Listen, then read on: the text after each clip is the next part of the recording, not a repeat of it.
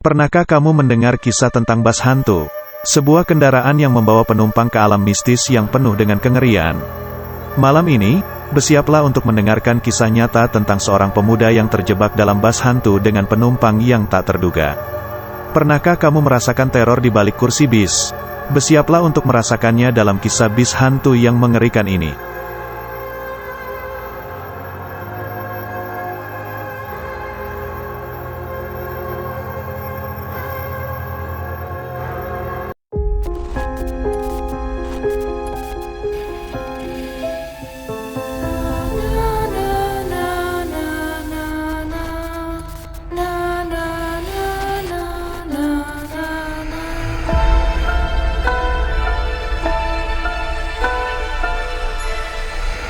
Maaf ya, gue izin pulang duluan, bro, ucapku sambil membereskan jaket dan peralatan kerjaku.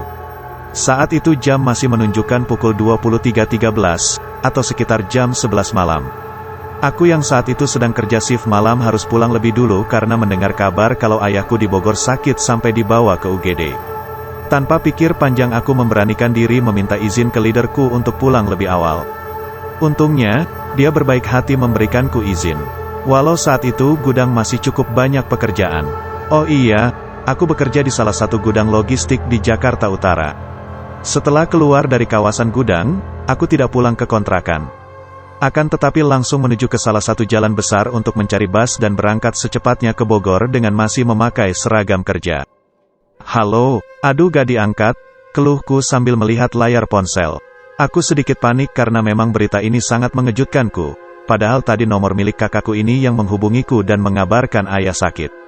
Tapi sekarang ia malah tidak aktif, aku semakin khawatir kalau mereka semua sibuk karena kondisi ayah yang memburuk.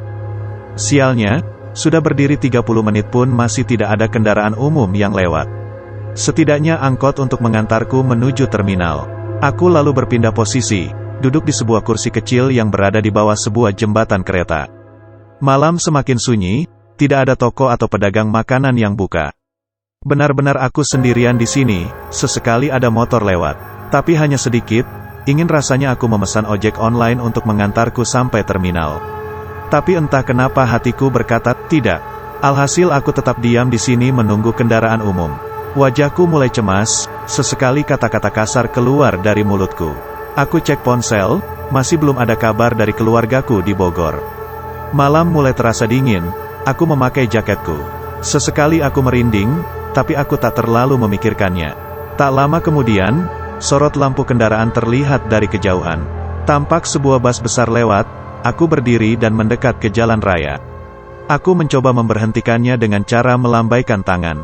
Tapi sang kondektur malah membalas lambaianku dengan gestur menolak. Karena tampaknya bis itu sudah tidak mengangkut penumpang lagi. Aku menghela nafas, semakin lesu dan kebingungan. Aku berbalik badan. Tiba-tiba, sebuah klakson berbunyi dari jalan raya. Aku menoleh, sebuah minibus sudah berhenti di pinggir jalan. Seolah menungguku untuk naik. Namun anehnya, bus itu tidak memiliki sorot lampu depan. Warna bisnya putih polos, tanpa motif ataupun logo. Aku mendekat dan pintu depan terbuka. "Pak, kemana ya?" tanyaku. Dengan nada datar sang supir menjawab, "Ke Bogor." Karena sangat kebetulan, aku anggap ini sebagai anugerah. Di tempat sepi ini aku mendapat bis dengan tujuan yang persis dengan tujuanku. Tanpa pikir panjang aku langsung naik. Sesampainya di dalam bis, ternyata di dalam cukup ramai dan penuh. Aneh, aku kira bis ini sepi. Hanya ada satu kursi kosong di tengah. Aku duduk di sana dan langsung bersandar. Di sampingku, seorang perempuan duduk sambil melihat keluar jendela. Tampaknya dia tertidur. Sementara penumpang lainnya duduk manis, diam tak bersuara. Mereka tidak main ponsel atau saling mengobrol, tapi diam terpaku begitu saja.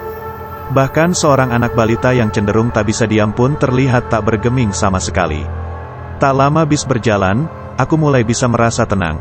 Aku kirim pesan ke kakakku kalau aku sudah dalam perjalanan, masih belum ada kabar darinya.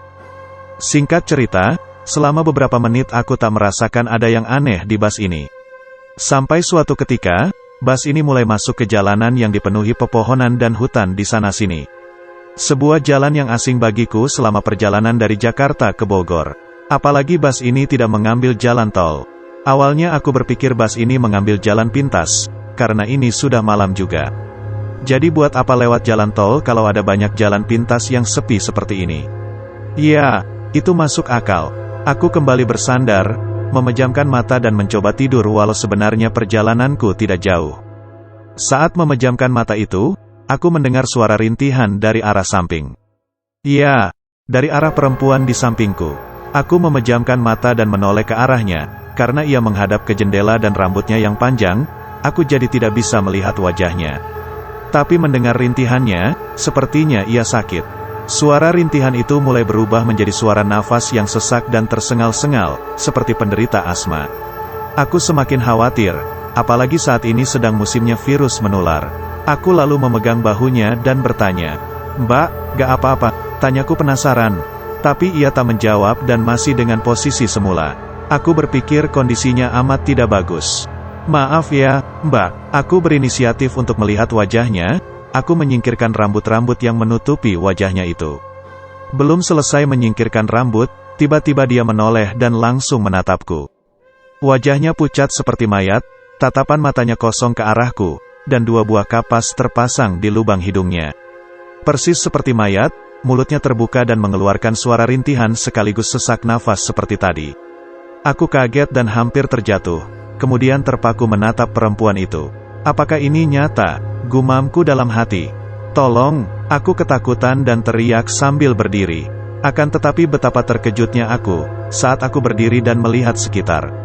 Semua penumpang yang ada di bis ini berubah menjadi pocong.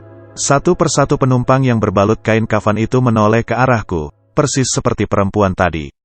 Lubang hidung mereka disumbat oleh 2 buah kapas. Wajahnya pucat. Semua tatapan mata mengerikan itu tertuju kepadaku. Aku langsung ketakutan dan mau tak mau aku berlari ke arah supir untuk meminta pertolongan. Sesampainya di depan, sang supir masih fokus menyetir. "Pak, tolong, ada pocong," ucapku panik. "Ah, pocong apaan? Ngaco kamu," kata sang supir. "Bener, Pak, itu pocong beneran," jawabku berusaha meyakinkan. "Oh, itu teman-teman saya, Mas." Sang supir lalu menoleh ke arahku, menunjukkan wajahnya yang rata tanpa hidung, mata maupun mulut. Melihat itu, aku langsung pingsan di tempat. Dan tak mengingat apa-apa. Keesokan paginya aku terbangun di pinggir jalan raya, sekelilingku penuh dengan sawah-sawah. Entah di mana aku berada, saat itu jam menunjukkan pukul 6.10. Aku berdiri, wajahku pucat dan badanku lemas. Tak ada siapa-siapa di sekitarku. Aku membuka ponsel dan menelepon kakakku untuk memastikan keadaan ayah. Masa bodoh dengan kejadian semalam, yang penting adalah ayahku. "Halo, Teteh, gimana Bapak?" tanyaku saat telepon sudah tersambung. Bapak baik-baik aja kok," jawab kakakku. "Loh, katanya semalam telepon, Bapak sakit dibawa ke UGD," tanyaku. Kakakku malah semakin bingung. Siapa yang telepon kamu?" "Teteh gak telepon kok, lagi juga Bapak baik-baik aja. Sehat kok, ini lagi nongkrong di pos ronda orangnya," kata kakakku menjelaskan. Sontak aku merinding sekaligus bingung, siapa yang meneleponku semalam dan mengabarkan ayah sakit? Terus yang telepon semalam siapa? Yang bilang ayah sakit, suaranya itu persis suara Teteh loh, nomornya juga nomor Teteh, balasku. "Ih, gak tahu, Teteh gak telepon pokoknya," tegasnya. Setelah itu telepon aku matikan, aku lemas dan tak tahu harus bagaimana.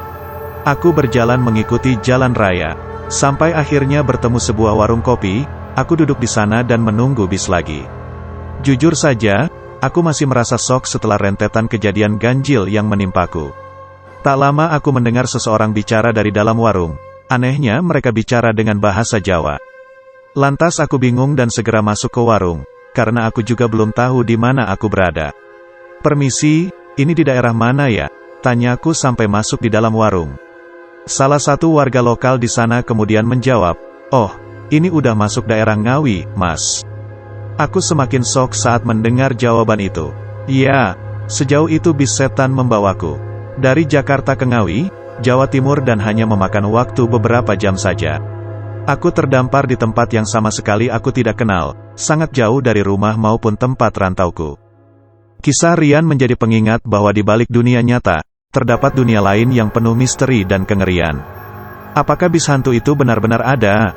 Ataukah hanya halusinasi Rian? Percayalah atau tidak, Kisah ini akan selalu menghantui dan membangkitkan rasa penasaran.